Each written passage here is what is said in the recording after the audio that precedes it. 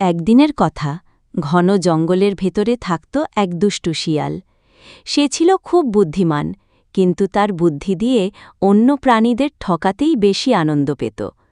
শিয়ালের অভ্যাস ছিল কারো খাবার কেড়ে নেওয়া, কারো ঘুম ভাঙিয়ে দুষ্টুমি করা, আবার কখনো কারো ফাঁদে ফেলে হাসাহাসি করা।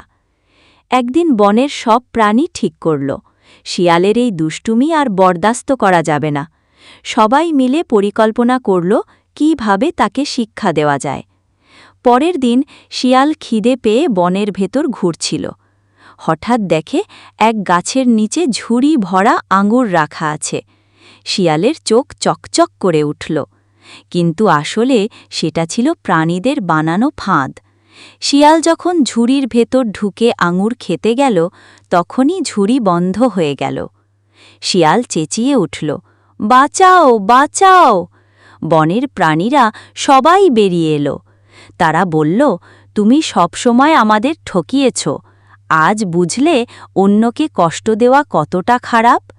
শিয়াল লজ্জা পেয়ে ক্ষমা চাইল এবং প্রতিশ্রুতি দিল আর কখনো কাউকে দুষ্টুমি করে কষ্ট দেবে না। তারপর থেকে সে বনের প্রাণীদের সাথে মিলে মিশে থাকতে শুরু করল।